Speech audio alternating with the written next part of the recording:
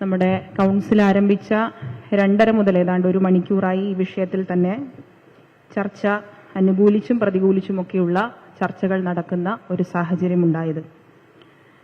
ഇതിൽ ഞാൻ പൂർണ്ണമായി ഇന്നലെ ഇതിൽ നടന്നിട്ടുള്ള വിഷയങ്ങൾ കൃത്യമായി എല്ലാ മാധ്യമ പ്രവർത്തകരുമുള്ള സമയത്ത് ഞാൻ വിശദീകരിച്ചതാണ്. അതുമാത്രമല്ല, ഇത് നിയമപരമായി ഒരു കേസിന്റെ കൂടി ഭാഗമായ വിഷയമായതുകൊണ്ട് അതിലെ എല്ലാ ഭാഗങ്ങളിലേക്കും ഞാൻ കടക്കാൻ ആഗ്രഹിക്കുന്നില്ല. പിന്നെ മറ്റൊന്ന് നമ്മുടെ കൗൺസിലാണ്. കൗൺസിലിനെ സംബന്ധിച്ചിടത്തോളം ഏതെങ്കിലും തരത്തിലേക്കുള്ള ഒരു പ്രത്യേക വിഷയമല്ല നമ്മുടെ മുന്നിലുള്ളത്. ഇതൊരു ഗുരുതരമായ വിഷയം തന്നെയാണ്. ആ വിഷയത്തെ നമ്മൾ നിയമപരമായി നേരിടാൻ തീരുമാനിച്ചിട്ടുണ്ട് വ്യക്തിപരമായി. അതിൽ നിങ്ങളുടെ എല്ലാവരുടെയും പിന്തുണയുള്ളതിലുള്ള വലിയ സന്തോഷം ഞാൻ ആദ്യം തന്നെ രേഖപ്പെടുത്തുകയാണ്. കാരണം ഇതിൽ പ്രതികരണം ഉണ്ടായതിനു ശേഷം മേയർ ആയതുകൊണ്ട് പ്രതികരിക്കാൻ പാടില്ലേ എന്ന് പറയുന്ന പല ചോദ്യങ്ങളാണ് ഉയർന്നു വന്നത്. മേയർ എന്ന് പറഞ്ഞാൽ നമ്മളെല്ലാവരും ജനിച്ച് ഒരു കുടുംബത്തിന്റെ ഭാഗമായി ഇവിടെ ഇരിക്കുന്ന ജനപ്രതിനിധികളെ സംബന്ധിച്ചിടത്തോളം അവർ രാഷ്ട്രീയ പാർട്ടിയുടെ ഒക്കെ ഭാഗമായി വളർന്നു വന്നവർ, അവർ രാഷ്ട്രീയ പാർട്ടിയുടെ ഭാഗമായി മത്സരിച്ച് വിജയിച്ച് നമ്മുടെ കൗൺസിലിൽ ഇരിക്കുന്നു. ജനപ്രതിനിധികളും സാധാരണ മനുഷ്യന്മാരാണ്, അത് ഏത് സ്ഥാനത്തിരിക്കുന്ന ജനപ്രതിനിധികളാണെങ്കിലും. നമ്മൾ പലപ്പോഴും ചിന്തിക്കാതെ പോകുന്ന കാര്യം, ഇത്തരം സംഭവങ്ങൾ ഉണ്ടാകുമ്പോൾ പ്രതികരിക്കാൻ ശീലിപ്പിക്കുന്ന ഒരു സമൂഹത്തെയാണ് നമ്മളെപ്പോഴും വാർത്തെടുക്കാൻ ശ്രമിക്കുന്നത്. എനിക്ക് എന്റെ അനുഭവത്തിൽ നിന്ന് പറയാൻ ആഗ്രഹിക്കുന്ന ഒരു കാര്യം, പല പെൺകുട്ടികളും ഇത്തരം വിഷയങ്ങൾ ഉണ്ടാകുമ്പോൾ നമ്മളോടൊക്കെ വ്യക്തിപരമായി വന്ന് ഇത്തരം വിഷയങ്ങൾ പറയുന്ന പലരുമുണ്ട്, നമ്മൾ ജനപ്രതിനിധികളായതുകൊണ്ട്. അപ്പൊ നമ്മൾ പറയും, നിങ്ങൾ എന്തുകൊണ്ടാണ് ഇങ്ങനെ ഒരു പ്രശ്നം ഉണ്ടായപ്പോൾ അപ്പോൾ പ്രതികരിക്കാത്തതെന്നാണ് നമ്മൾ ചോദിക്കുക. ഈ അപ്പോൾ പ്രതികരിക്കുമ്പോൾ ഉണ്ടാകുന്ന മാനഹാനിയും അതിലുണ്ടാകുന്ന പ്രയാസവുമാണ് നമ്മളിപ്പോൾ 2 ദിവസമായി കണ്ടുകൊണ്ടിരിക്കുന്നത്. എനിക്ക് വലിയ പ്രയാസമുണ്ട്. ഞാൻ ഒരുപക്ഷെ തുടർന്ന് സംസാരിച്ചാൽ വികാരത്തോടുകൂടി ഞാനൊരു പ്രയാസത്തിൽ പോകുന്നുള്ളത് കൊണ്ട് ഞാൻ പല കാര്യങ്ങളും പറയുന്നില്ല. കാരണം ഒരു സ്ത്രീയെ സംബന്ധിച്ച് ഇതൊരു പ്രശ്നം തന്നെയാണ്. ആ പ്രശ്നത്തിൽ മേയർ ആര്യ രാജേന്ദ്രൻ മാത്രമല്ല, അതിനപ്പുറം എന്റെ സഹോദരൻ, എന്റെ സഹോദരന്റെ ഭാര്യ, മറ്റൊരു സഹോദരൻ, എന്റെ ഭർത്താവ് അടങ്ങുന്ന എന്റെ കുടുംബമുണ്ട്. ആ കുടുംബം പ്രതികരിക്കുന്നത് ഒരു തെറ്റായ സന്ദേശം ഈ നാട്ടിൽ വരാതിരിക്കാൻ വേണ്ടിയാണ്. ഇത് പല ഘട്ടങ്ങളിലായി ഈ വിഷയം ഇന്നലെ മാധ്യമപ്രവർത്തകരോടും പറഞ്ഞതിന് ശേഷം ഇതിനേക്കാൾ നമ്മൾ ഉന്നയിക്കുന്ന ഒരു തെറ്റായ ഒരു പ്രവണതയ്ക്കെതിരായി നമ്മൾ ഉയർത്തിയിട്ടുള്ള നമ്മുടെ ശബ്ദത്തെക്കാൾ ചില ചെറിയ വിഷയങ്ങൾ ഉന്നയിച്ചുകൊണ്ടുള്ള വാർത്തകൾ, ഇവിടെ കൗൺസിൽ അംഗങ്ങൾ പറഞ്ഞതുപോലെയുള്ള വിഷയങ്ങൾ ഉന്നയിച്ചുകൊണ്ടുള്ള വാർത്തകളാണ് പ്രചരിപ്പിച്ചുകൊണ്ടിരുന്നത്. സോഷ്യൽ മീഡിയയിലടക്കം ഞാനും എന്റെ സഹോദരനും അടക്കം നിൽക്കുന്ന ചിത്രങ്ങളുടെ അടിയിൽ അതിന്റെ കമന്റ് ബോക്സിൽ പരിശോധിച്ചാൽ വളരെ മോശമായ കമന്റുകൾ വരുന്നു. ഒരു മാധ്യമവും റിപ്പോർട്ട് ചെയ്തില്ല മേയറിനെതിരെ സൈബർ അറ്റാക്ക് നടക്കുന്നു.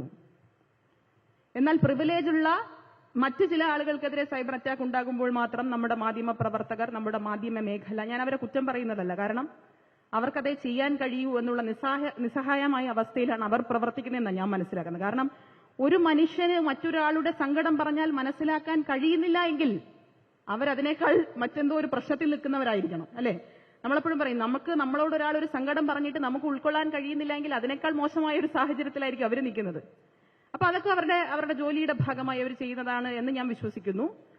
ഞങ്ങൾ ആദ്യം അവിടെ സംസാരിക്കുന്ന, ഞാൻ ഒരു കാര്യം മാത്രം അതിൽ പറയുന്നു, ഇതിൽ ചില തെറ്റിദ്ധാരണകൾ പരത്തുന്ന ചില സന്ദേശങ്ങൾ അല്ലെങ്കിൽ ചില മാധ്യമങ്ങൾ ബോധപൂർവമായി പ്രചരിപ്പിക്കുന്നത് ഈ സൈഡ് കൊടുക്കാത്തതുമായി ബന്ധപ്പെട്ട പ്രശ്നത്തിൽ നിന്നാണ്, അതിൽ വിജയിക്കാൻ വേണ്ടിയാണ് ഈ ലൈംഗികമായിട്ടുള്ള ചേഷ്ടകൾ കാണിച്ചു എന്ന് പറയുന്നത്. അവിടെ ആദ്യം സംസാരിക്കുന്ന വീഡിയോയിൽ തന്നെ എന്റെ സഹോദരൻ ഉൾപ്പെടെയുള്ളവർ അദ്ദേഹത്തോട് ചോദിക്കുന്നുണ്ട്, നീ എന്താംഗ്യമാണ് കാണിച്ചത് എന്ന് അദ്ദേഹത്തോട്, ആ ഡ്രൈവറോട് ചോദിക്കുന്നുണ്ട്. അവിടെ നിന്നുള്ള വീഡിയോ തന്നെയാണ്. അത് പരിശോധിച്ച ചില മാധ്യമങ്ങളുണ്ട്, അത് മനഃപൂർവ്വം പരിശോധിക്കാത്ത ആളുകളുണ്ട്. എന്തൊക്കെയായിക്കോട്ടെ, നിയമപരമായ കാര്യങ്ങളുമായി മുന്നോട്ട് പോകും. ഒരു സ്ത്രീക്കും ഇങ്ങനെ ഒരു സാഹചര്യം ഉണ്ടാകാതിരിക്കാൻ വേണ്ടിയുള്ള പോരാട്ടത്തിന്റെ ഭാഗമാണ് ആ പ്രതികരണം. ആ പ്രതികരണത്തിൽ എന്നും ഉറച്ചു നിൽക്കുമെന്ന് തന്റെ ഇടത്തോടുകൂടി ഞാൻ പറയും.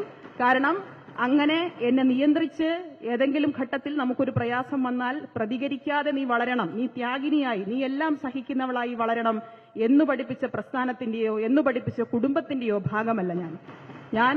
അത്തരം സന്ദർഭങ്ങൾ ഉണ്ടായാൽ പ്രതികരിക്കാൻ പഠിപ്പിക്കുന്ന, പ്രതികരിക്കാൻ ശേഷിയുള്ള പെൺകുട്ടിയായി വളരണമെന്ന് പഠിപ്പിച്ച എല്ലാവരോടും ഞാൻ ഈ സന്ദർഭത്തിൽ നന്ദി പറയുന്നു. ബാക്കി കാര്യങ്ങളൊക്കെ കുറ്റക്കാരനാണോ അല്ലയോ, അല്ലെങ്കിൽ നമ്മുടെ ഭാഗത്ത് തെറ്റുണ്ടോ എന്നൊക്കെ ഉള്ളത് അതിന്റെ നിയമപരമായ വശത്തിലേക്ക് കിടക്കട്ടെ എന്ന് മാത്രമേ ഞാൻ പറയുന്നുള്ളൂ. കാരണം എല്ലാ കാര്യങ്ങളും അതിൽ എന്താണ് സത്യാവസ്ഥ എന്നുള്ളതൊക്കെ വരും ദിവസങ്ങളിൽ തെളിയേണ്ട കാര്യങ്ങളാണ്. അതൊക്കെ പോലീസ് അതിന്റെ നിയമപരമായ നടപടിയുമായി മുന്നോട്ട് പോകുന്നുണ്ട്.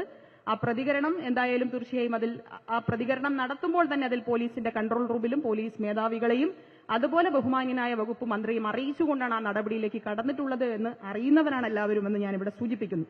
നമ്മളെ സംബന്ധിച്ചിടത്തോളം നമുക്കറിയാം, നമ്മുടെ പൊതുവിൽ നമ്മൾ കാണുന്ന കാഴ്ചപ്പാടുകൾ ഇപ്പൊ നഗരസഭയ്ക്കെതിരെ നമ്മൾ നോക്കുക, നമ്മുടെ ഈ 3 വർഷത്തെ നമ്മുടെ പ്രവർത്തനങ്ങൾ പരിശോധിച്ചാൽ ഒരുപാട് മുന്നേറ്റം നമുക്കുണ്ടാക്കാൻ കഴിഞ്ഞ ഒരു കാലഘട്ടം. നീതി ആയോഗിന്റെ അടക്കം കേന്ദ്ര സർക്കാരിന്റെ അടക്കം അംഗീകാരങ്ങൾ, ഏറ്റവും കൂടുതൽ ലൈഫ് ഭവന പദ്ധതി പ്രകാരം വീട് കൊടുക്കുന്ന നഗരസഭ, ഏറ്റവും കൂടുതൽ പെൻഷൻ കൊടുക്കുന്ന നഗരസഭ, അതുപോലെ തന്നെ ഏറ്റവും കൂടുതൽ തവണ 2 തവണയായി തുടർച്ചയായി സ്വരാജ് ട്രോഫി പുരസ്കാരം മികച്ച നഗരസഭയ്ക്കുള്ളത്, ആർദ്ര കേരളം പുരസ്കാരം അവാർഡ്, അങ്ങനെ തുടർച്ചയായി നമ്മളെല്ലാവരും പുരോഗതിയുടെ പാതയിലാണ് എന്നതാണ് നമ്മുടെ ഏറ്റവും പ്രധാനപ്പെട്ട ഭാഗം. നമ്മളേതെങ്കിലും ഇത്തരത്തിലുള്ള വിഷയങ്ങൾ മാത്രം കേന്ദ്രീകരിച്ച് അതിന് പ്രചരിപ്പിക്കേണ്ട ആളുകളല്ല.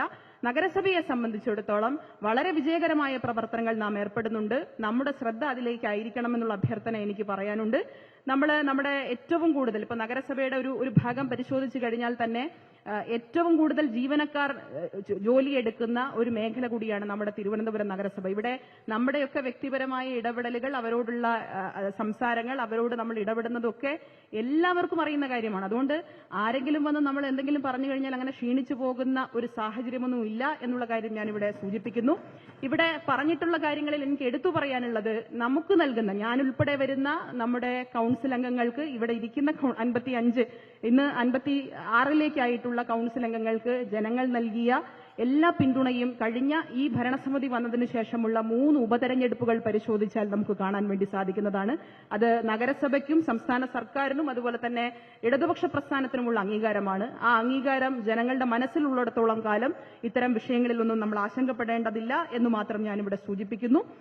നമുക്ക് നമ്മുടെ സമൂഹത്തിൽ സ്ത്രീകൾക്ക് സ്വതന്ത്രമായി സഞ്ചരിക്കാനും സ്ത്രീകൾക്ക് ആത്മാഭിമാനത്തോടുകൂടി തല ഉയർത്തിപ്പിടിച്ച് സഞ്ചരിക്കാനും അവർക്ക് സ്വതന്ത്രമായി യാത്ര ചെയ്യാനും എന്ന് മാത്രമല്ല, ഇത്തരം വിഷയങ്ങൾ വന്നാൽ പ്രതികരിക്കുമ്പോൾ അവരോടൊപ്പം നിൽക്കാനുള്ള ഒരു സമൂഹത്തെ കൂടി നമുക്ക് വാർത്തെടുക്കാൻ കഴിയണമെന്നുള്ള അഭ്യർത്ഥന മാത്രമാണ് എനിക്ക് ഈ സന്ദർഭത്തിലുള്ളത്. എനിക്കൊരു ധാരണയുണ്ടായിരുന്നു, ഇവിടെ ബഹുമാന്യനായ നമ്മുടെ അംശു കൌൺസിലർ ആദ്യം സൂചിപ്പിച്ചതുപോലെ കക്ഷി രാഷ്ട്രീയ ഭേദമന്യേ ഇങ്ങനെ ഒരു വിഷയം വരുമ്പോൾ എല്ലാവരും ഒരുമിച്ച് നിൽക്കുമെന്നാണ് ഞാൻ കരുതിയിരുന്നത്. കാരണം ഒരു സ്ത്രീയോട് ഒരാൾ അപമര്യാദയായി പെരുമാറുന്നു, അതിൽ രാഷ്ട്രീയത്തിനപ്പുറം നമ്മുടെ എല്ലാം വീട്ടിൽ ഇത്തരം മക്കളുണ്ട്, അല്ലെങ്കിൽ കൊച്ചുമക്കളുണ്ട്, അങ്ങനെയൊക്കെയുള്ള ആളുകളുണ്ട്. അങ്ങനെയൊക്കെ ഉണ്ടാവുന്ന സമയത്ത് നമ്മളെല്ലാവരും ചെയ്യുന്ന പ്രതികരണം ഇതല്ലേ എന്ന് സ്വന്തമായി ചിന്തിക്കാൻ കഴിയുന്ന ആളുകളെല്ലാം ഇതിൽ രാഷ്ട്രീയ ഭേദമന്യേ ഒരുമിച്ച് നിൽക്കുമെന്ന് ഞാൻ കരുതിയിരുന്നു. പക്ഷെ അതല്ല എന്ന് നമ്മുടെ കൌൺസിൽ തന്നെ ബോധ്യപ്പെട്ടിരിക്കുന്നു. എന്തായാലും അതിൽ അത്ഭുതമൊന്നും എനിക്കില്ല. കാരണം എന്താണെന്ന് വെച്ചാൽ നമ്മുടെ ഗുസ്തി താരങ്ങളുടെ വിഷയത്തിലടക്കം ഈ BJPയും RSSും കോൺഗ്രസും എടുത്ത നിലപാടുകൾ എന്തൊക്കെയാണ് എന്നുള്ളത് നമുക്ക് എല്ലാവർക്കും ധാരണയുള്ള വിഷയമാണ്. അതുകൊണ്ട് അത്തരം സ്ത്രീപക്ഷമാണ് എന്ന് പറയുന്നവരൊന്നും സ്ത്രീപക്ഷമല്ല എന്ന് തെളിയിക്കുന്ന ഒരു സന്ദർഭം കൂടിയാണിത് എന്ന് മാത്രം ഞാൻ ഈ സന്ദർഭത്തിൽ സൂചിപ്പിച്ചുകൊണ്ട് ഈ വിഷയം നമുക്ക് അവസാനിപ്പിക്കാം.